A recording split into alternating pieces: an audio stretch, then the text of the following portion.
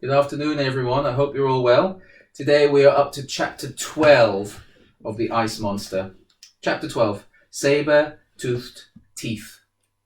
Elsie flew forward and burst through the stained glass window. Shatter! She rolled down some stone steps before landing on top of a glass cabinet that housed the skeleton of a saber-toothed tiger. Thud! Elsie came down with such force that the sheet of glass on which she landed began to crack. Ker-chunk! Like the shaft of lightning splittering through the sky, the crack shot across the glass. Bing! In a split second, the glass panel at the top of the cabinet misted over as it became 1,000 tiny pieces. Elsie knew exactly what was going to happen next, but was powerless to stop it. She gulped. The glass crumbled beneath her and Elsie fell into the cabinet, landing on the back of a saber-toothed tiger. Crunch! Oof! Now the girl was trapped inside the glass cabinet. With all the noise from the windows smashing, she was sure to have drawn attention to herself. If only there was some way of breaking one of the glass walls, but they were inches thick. However hard she thumped them with her fists, it just wouldn't break. Boom, boom, boom. Feeling that there was little chance of the saber-toothed tiger's skeleton missing it, she pulled out one of its saber-toothed teeth.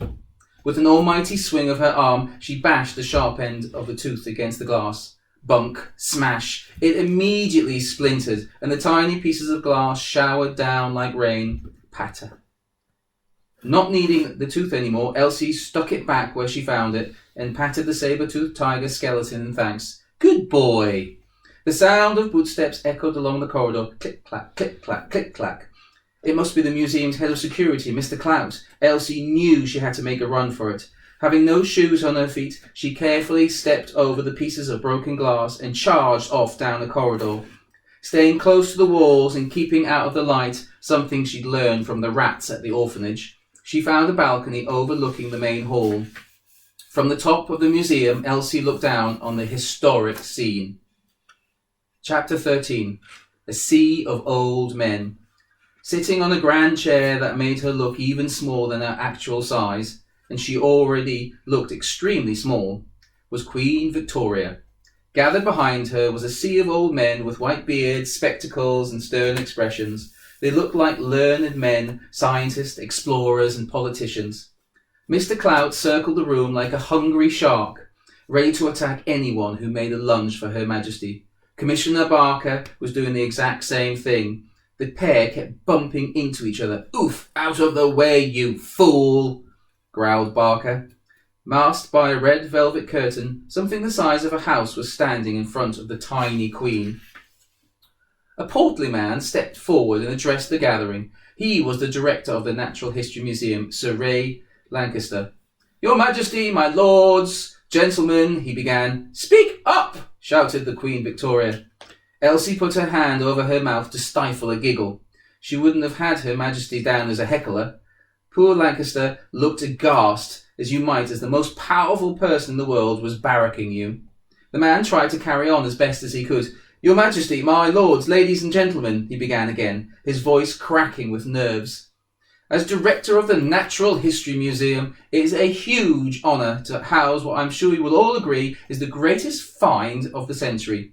When a group of explorers set off across the Arctic, "Get on with it!" shouted the Queen. Yes, yes, yes, of course, Your Majesty. I'm very sorry. I know you have an empire to run. Will you please do us all the honour of unveiling this creature dubbed the Ice Monster, which has been perfectly preserved in the ice for thousands of years. With some difficulty, the Queen stood up. Her handsome attendant, Abdul Karim, went to help her. I can do it, thank you very much, Munshi, she snapped. As you wish, Your Majesty, he purred. Actually, can you help me? She asked, looking a little wobbly. Abdul gracefully took her arm, and she shuffled over to the exhibit. It gives one great pleasure, began the Queen, to declare this woolly mammoth open. With that, she tugged on the cord and the velvet curtain slipped to the floor. Silence. There it was, in all its glory, housed in a huge glass tank, suspended in ice, the mammoth, perfectly preserved. It was impossible to believe it had been dead for 10,000 years. To all appearances, it could have died yesterday. The creature looked like a cross between an elephant and a teddy bear. The tusks were long and curled, like the moustaches of many of the fusty old men gathered in the museum. Between the tusks hung a long, furry trunk. The mammoth's body was covered in coarse brown hair, with a thicker and darker tuft on the head like a wig. Its legs were as wide as tree trunks, leading down to 4 clumpy feet. Its eyes were open. They were small and black and shaped like tears. For Elsie, it was love at first sight. This was the most beautiful thing she had ever seen. Her heart soared and her mind began dancing with pictures. Here she was stroking the animal's fur. Then she was riding on its back. Then she was being held by its long furry trunk. Just as she was flying off into a land of make-believe, Elsie sensed someone else standing right beside her. The girl was frozen with fear. She couldn't even turn her head to look round. Then she felt a hand come to rest on her shoulder. Elsie gasped for air, to let out a cry. Huh? But she couldn't. A hand was covering her mouth. Thanks, guys. We'll read some more chapters tomorrow. Have a good evening.